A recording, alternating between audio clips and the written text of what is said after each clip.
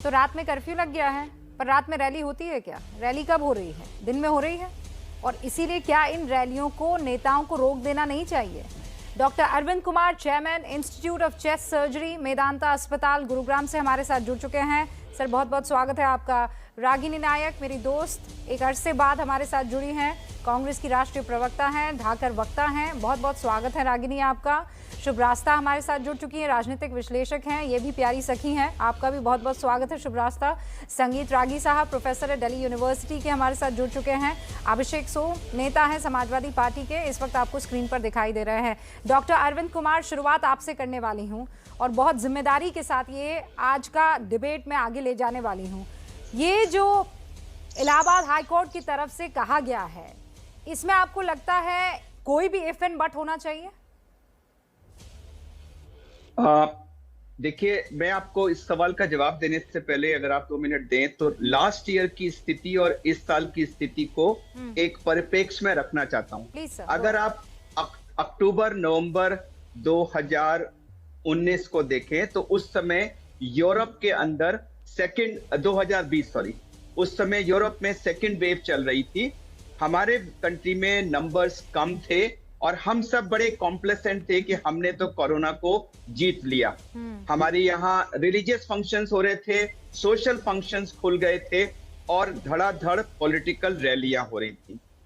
तो ये 3 चीजें थी और total go by two Covid appropriate norms जो थे वो किया गया था।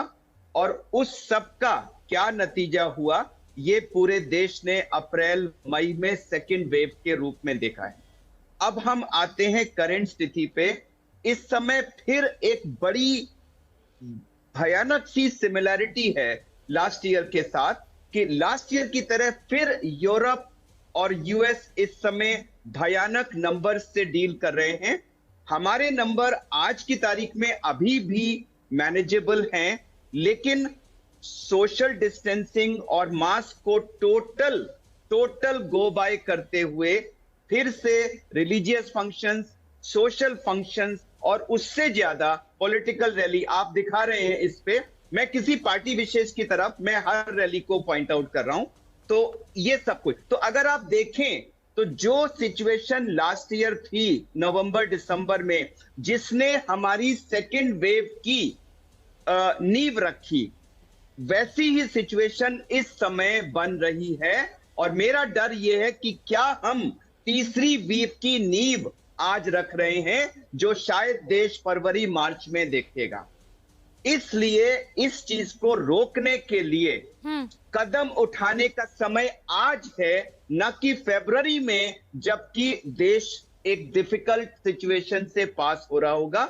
उसको रोकने के लिए जो भी कदम आज उठाया जाना चाहिए, मैं एज ए डॉक्टर उसको सपोर्ट करता हूं। ठीक है डॉक्टर साहब, आपने इन कम शब्दों में अपनी पूरी की पूरी बात कह दी है और आपने वो पुराना टाइम भी याद दिला दिया, और उस पुराने टाइम को आज की तारीख में कोई याद नहीं करना चाहेगा। और इसीलिए डॉक्टर रागिनी नायक, सवाल अब यहाँ खड़ा उठता है कि अगर आप लोग सब एक पेज पर आ जाएंगे तो रैलियां रुक जाएंगी, लेकिन नाना पटोले ये कह रहे हैं कि बीजेपी डर गई है। अरे, इलाहाबाद हाईकोर्ट ने कहा है, बीजेपी ने थोड़ा ही कहा है रैली के लिए।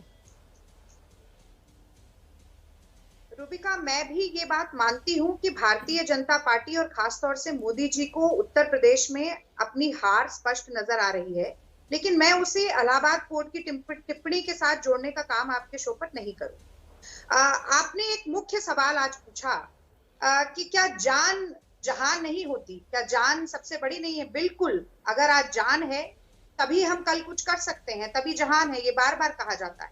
पर एक कहावत हमें और याद रखनी पड़ेगी, ठाक के 3 पात, यानी कि जहां कल थे वहीं शायद आज भी खड़े। तीसरी लहर आने वाली है कोरोना की। तमाम वादों के बावजूद 18 दिन में जैसे महाभारत खत्म हुई, कोरोना खत्म हो जाएगा। 31 दिसंबर 2021 तक पूरे देश को डबल डोज लग जाएंगी। ऐसे तमाम दावों और वादों के बावजूद आज आपके चैनल पर जो डॉक्टर साहब अरविंद कुमार बैठे हैं, वो भी वही बात कह रहे हैं कि जो सिचुएशन पहले थी वैसी ही सिचुएशन पर की कगार पर हम आज खड़े हैं। और हाईकोर्ट को फिर से ये टिप्पणी देनी पड़ रही है कि सरकार अब चुनाव रोकने का काम करे, यानी कि इलेक्शन कमीशन जो स्वायत्त संस्था है उससे अपील की, वो तो समझ आ रहा है, प्रधानमंत्री मोदी जी से भी वो अपील कर रहे हैं कि आप चुनावी रैलियों को रोकने का काम करें, क्योंकि व्यवस्था जिस तरीके से होनी चाहिए थी वो आज भी नहीं है। और इसीलिए ये आकलन भी हमें करना पड़ेगा कि जब स्वास्थ्य मंत्री देश के 3 दिसंबर को लोकसभा में जाकर ये बात कहते हैं कि 50% जनसंख्या को डबल डोज नहीं लगा है, एलिजिबल पॉपुलेशन को, यानी 46 करोड़ लोग अभी भी ऐसे हैं जिनको डबल डोज नहीं लगी है। बच्चों का क्या होगा हमें नहीं मालूम है, बूस्टर डोज कैसी होगी हमें नहीं मालूम है। तो क्या मोदी सरकार ये तीसरी वेव से पहले भी पूरी तरीके से विफल रही है? इस पर भी हमें सोचना पड़ेगा। अब दूसरी बात जो कि आ जाता है, जो आपने सवाल पूछा कि राजनीतिक दलों की क्या भूमिका है, तो मैं कहना चाहती हूँ कि पहली और दूसरी वेव में मोदी जी ने ना विशेषज्ञों की मानी ना विपक्ष की सुनी। पर अगर इस बार अपने देश की जनता को बचाना चाहते हैं, विनाश, विध्वंस और मौत का वही रूप नहीं देखना चाहते हैं, तो सबसे पहले एक सभी पार्टियों की ऑल पार्टी मीट बुलाई, सभी विपक्षी दलों को एकत्रित कीजिए और चर्चा कीजिए कि चुनावी रैली का क्या विकल्प हो सकता है। क्या नुक्कड़ सभाएं विकल्प है? जैसा कि इलाहाबाद हाईकोर्ट ने यह भी कहा है कि टेलीविजन का माध्यम आप अपनाएं, तो क्या इलेक्शन कमीशन बजट बढ़ाने का काम कर सकता है कि टीवी के माध्यम से प्रचार हो सके? क्या सभी सारी काम की बातें मुझे आपकी 3-4 लाइनों में अभी दिखाई दी है, उससे पहले मुझे सिर्फ राजनीति दिखाई दी, लेकिन आप राजनीतिज्ञ हैं तो आप राजनीति करेंगी, मैं ये मान के चल रही हूँ। रागिनी जी, आपने अपनी शुरुआत, 1 मिनट खत्म कर लो रूबिका, 1 मिनट खत्म, 20 सेकंड। आपने ठीक कहा, हाँ आपने ठीक कहा। देखिए, जो राजनीतिक दल है उन्हें राजनीति तो करनी ही पड़ेगी, लेकिन क्या राजनीति एक सकारात्मक ढंग से हो रही है? इस पर तो बड़ा सवाल पूछा ही जाएगा।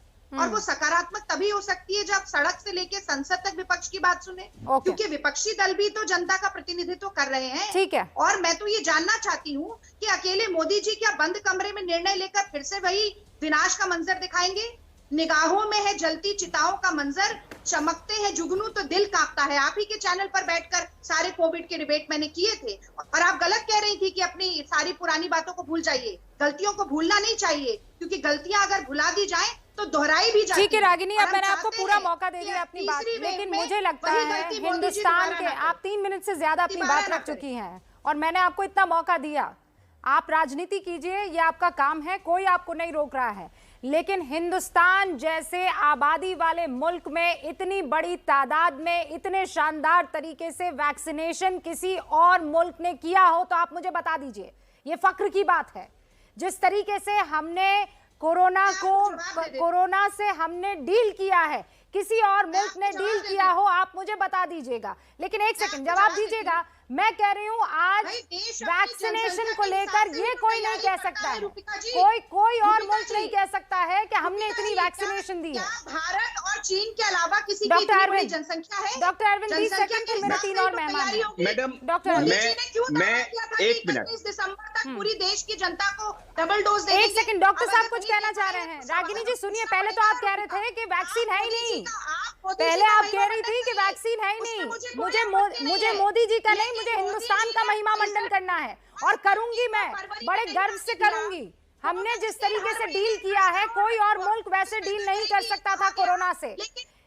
रैली रोकने के टाइम पर आपको मोदी याद आ रहे हैं, प्रियंका गांधी की रैलियों पर आप नजर नहीं डाल रही हैं, राहुल गांधी की रैलियों पर आप नजर नहीं डाल रही हैं, आप लोगों की हो रही मीटिंग पर आप नजर नहीं डाल रही है। ओके, अब रागिनी जी मैं रोक रही हूँ। डॉक्टर साहब, डॉक्टर अरविंद और उसके बाद शिवराज साहब। ओके रागिनी जी, बस डॉक्टर अरविंद, बस रागिनी जी, बस रागिनी जी, डॉक्टर अरविंद। मैडम मैं आपका मोदी फोबिया मैं कुछ नहीं कर सकती। डॉक्टर अरविंद, मैडम मैं एक, अरे मैडम चुप कर जाइए प्लीज, अगर देश की जनता को प्लीज सुनिए। अभी मैडम मैं एक डॉक्टर हूं, मैंने सोचा था कि यहाँ पर कोई मेडिकल और इस तरह के इश्यू डिस्कस होंगे, इसलिए मैंने कंसर्न किया था। जिस तरह से ये मैडम बातें कर रही हैं, अगर ये पॉलिटिकल डिबेट है तो मैं आपसे करबद्ध हाथ जोड़ के माफी मांगता हूं कि प्लीज मुझे इस शो से साइन आउट करने की इजाजत दीजिए। मैं इस राजनीतिक पचड़े में इसे राजनीतिक में होने नहीं दूंगी, मैं इतना आपसे वादा कर लेती हूँ, ये राजनीतिक होगा नहीं सर। जानकारी देके मत बुलाइए ना, आपने पॉलिटिकल गेस्ट को बुलाया है। नहीं रागिनी जी प्लीज इतना सम्मान कीजिए, एक डॉक्टर है और वो देखिए आपकी राजनीति की वजह से आज डॉक्टर्स भी एक पेज पर नहीं आना चाहते हैं। डॉक्टर रागिनी आप तो प्लीज आप देखिए तो सही, मेहमान मैंने बुलाए और वो वहां से इसलिए चले गए क्योंकि आप यहाँ राजनीति करती आ रही हैं। आज की तारीख में ये नहीं कर सकते हैं। शुभ रास्ता। आपने राजनीतिक एंगल से शुरुआत की, आप सवाल पूछ रही हैं कि कांग्रेस अरे मैंने तो नाना पटोले से जोड़कर एक सवाल पूछा था मैडम। मोदी सरकार अपनी देश की जनता को वैक्सीनेट नहीं कर पा रही है तो मैं सवाल ना पूछूं? शुभ रास्ता। मरने दो जनता को फिर से। वैक्सीनेशन पर सवाल कैसे पूछ लेते हैं आप? मतलब क्या करूं? क्यों नहीं वैक्सीनेट किया पूरी देश की जनता को? 40 करोड़ लोगों को क्यों अभी तक डबल मैं डोज फिर नहीं कह लगी? रही हूँ, जिस तरीके का वैक्सीनेशन यहाँ हुआ है कोई और मुल्क कर नहीं सकता है, और ये मैं बहुत ही जिम्मेदारी के साथ कह रही हूँ। आप करती रहिए अपनी गंदी राजनीति, कोई इसे नहीं सुनेगा। अब शुभ रास्ता को स्क्रीन पर लाइए प्लीज। हाँ शुभ रास्ता जी। रूबिका जी, ये जो अभी शो पे हुआ ये एक बहुत बड़ा दृष्टांत है कि आज हम जितने भी सिविल सोसाइटी के लोग हैं, अगर हम सोचते भी हैं कि देश में एक पॉजिटिव पॉलिसी पे बात हो तो बात नहीं हो पाती है। बहुत दुख हुआ इस बात को जानकर कि एक मेडिकल प्रोफेशनल शो से चले गए, और मैं ये इसलिए कह रही हूँ क्योंकि जो बात की जा रही थी, आपने सबसे पहला वक्तव्य किसी मेडिकल प्रोफेशनल से ही लिया, उन्होंने बहुत निष्पक्ष होकर के बात रखी। इलाहाबाद हाईकोर्ट ने जो भी कहा, एक तो हाईकोर्ट को कहने की जरूरत नहीं पड़ती, अगर हमारे देश के जो पॉलिटिकल पार्टीज हैं, वो चाहे कोई भी पॉलिटिकल पार्टी हो, अगर वो जिम्मेवार तरीके से राजनीति कर रहे होते, अगर वो जिम्मेवार तरीके से चुनावी सभाएं कर रहे होते, तो इलाहाबाद हाईकोर्ट को बोलने की जरूरत पड़ती ही नहीं। भाई हमारे देश में जो 3 अंग हैं, लेजिस्लेटिव, एग्जीक्यूटिव और जुडिशरी, उसमें जुडिशरी का रोल तभी बनता है जब ये बाकी के जो 2 पिलर्स हैं वो फेल हो रहे हैं। अब रागिनी जी को बुरा क्यों लगा मुझे समझ में नहीं आ रहा है। वैक्सीनेशन की जहां तक बात है, आपने बिल्कुल तथ्यात्मक बात कही है। वैक्सीनेशन को लेकर के भारत ने जो मिसाल कायम की है, उस मिसाल का अभी कोई सानी नहीं है। और दूसरी चीज, अगर इस डिबेट को राजनीतिक ही रखना है तो मैं बता दूं कि बहुत सारे पॉलिसीज तो इंदिरा गांधी जी के जमाने से चले आ रहे थे, उसका क्रियान्वयन आज तक ग्राउंड पे नहीं हो पाया है। तो ये वैक्सीनेशन को लेकर के क्यों बड़ी बड़ी बातें कांग्रेस पार्टी तो ना करे। लेकिन मैं मूल मुद्दे पर आती हूँ रूबिका जी। अभी उत्तर प्रदेश चुनाव के साथ साथ पूर्वोत्तर भारत में भी चुनाव है। पूर्वोत्तर भारत पिछली बार भी एक मिसाल बना था, कोविड को किस तरीके से उन लोगों ने कंटेन किया था रिस्पॉन्सिबल तरीके से। सीखना चाहिए। आज भी जब चुनावी रैलियां होंगी रूबिका जी, तो एक बार हमारे देश के सभी पॉलिटिकल पार्टीज को एक बार बैठ करके सोचने का समय है कि डिजिटल इंडिया आज इतना आगे बढ़ चुका है, क्या चुनावी रैलियों को डिजिटल नहीं किया जा सकता? जो संसाधन लोगों की भीड़ जुटाने में इकट्ठा होते हैं, अगेन कोई भी पॉलिटिकल पार्टी वो करती हो, क्या उन संसाधनों से वैक्सीनेशन एफर्ट जो है उसको और डेवलप नहीं किया जा सकता? बूस्टर डोज नहीं दी जा सकती? क्या उन संसाधनों को कंटिंजेंसी प्लान के लिए नहीं रखा जा सकता? यही रूबिका जी आपको ध्यान है, जब मई जून का समय था, जिस समय भयावहता से चीजें देश में सबने झेली हैं, एक एक फैमिली, एक एक मिडिल क्लास फैमिली भारत का सफर रहा है, हर फैमिली से किसी न किसी की जान गई है। उस समय हम सबकी हालत खराब थी, किसी को बेड दिलवाने के लिए, किसी को ऑक्सीजन सिलेंडर मुहैया करवाने के लिए। क्या अभी जो देश के संसाधन हैं वो पॉलिटिकल कंसल्टेंसी फर्म्स और रैलियों के ऑर्गेनाइजेशन में न जा करके क्या इन चीजों को सुदृढ़ करने के लिए यूज नहीं किया जा सकता? ये सवाल जनता के सामने नहीं है रूबिका जी, ये सवाल इस देश की पॉलिटिकल राजनीतिक पार्टियों के सामने है, और ये पार्टियां कितनी जिम्मेवार है ये तो जनता देख रही है। ओके रागिनी जी, मैं मौका दूंगी, लेकिन उससे पहले 2 मेहमान। अभिषेक सोम, दुर्भाग्यपूर्ण कह रहे हैं समाजवादी पार्टी के रामगोपाल यादव, ये दुर्भाग्यपूर्ण है कि आप ये अनुरोध करें कि आप रैलियों को रोक लें, ये कैसे अनफॉर्चुनेट है, आप मुझे बताइए। देखिए, मुझे लगता है कि अगर रोक लगनी चाहिए थी तो पश्चिम बंगाल के चुनाव जब, और उस समय कोरोना महामारी अपने चरम पर थी और लोग दिन रात मर रहे थे, तब लगनी चाहिए थी। और आज मुझे लगता है पूरे देश में सब चीज़ें सामान्य स्थिति में हैं, सब लोग अच्छे से अपनी व्यवस्थाओं में जी रहे हैं। तो ये कोरोना ओमिक्रॉन के नाम पे ये भारतीय जनता पार्टी एक भ्रम पैदा कर रही है, और उत्तर प्रदेश में उनकी हार सुनिश्चित हो चुकी है, इसलिए उनको भय है। और भारतीय जनता पार्टी कहां भ्रम पैदा कर रही है? देखिए, इलाहाबाद हाईकोर्ट ने अनुरोध किया है, भारतीय जनता पार्टी ने कहा जाकर। देखिए, इसमें भी कोई ना बताइए ना, मुझे क्लियर कीजिए। हाँ बिल्कुल बता रहा हूँ। जब संस्थान से कोई भी संस्थान कोई भी राजनीतिक पार्टी के कार्यकर्ता के रूप में काम करने लगे, आप देख लीजिए जितने तो कौन कार्यकर्ता के रूप में काम कर रहा है? इलाहाबाद हाईकोर्ट के जज जो है वो कार्यकर्ता के रूप में काम कर रहे हैं। बिल्कुल, मैं ये नहीं कह रहा हूँ, उच्च न्यायालय का सम्मान है, पर आप देखिए जब चुनाव आ रहे हैं, लगातार छापे पड़ रहे हैं, और लोगों को निशाना बनाया जा रहा है, और मुझे लगता है ये इनकी हार सुनिश्चित हो चुकी है। सुनिए, मैंने आपके जख्मों को कुरेदने की कोई कोशिश नहीं की, मैंने तो छापे का छ भी नहीं बोला, और आप छई चप्पा छई करने लगे। मेरे समझ में नहीं आया क्यों आज छापे की बात कहाँ हो रही है। मैं तो अभी आपसे कोरोना का जिक्र कर रही हूँ, ओमिक्रॉन और उस पर हो रही रैलियों का जिक्र कर रही हूँ, और आप जो है छापों का गम लेकर बैठे हुए हैं। अरे भाई, नहीं करते ना काली कमाई तो ना पड़ते छापे।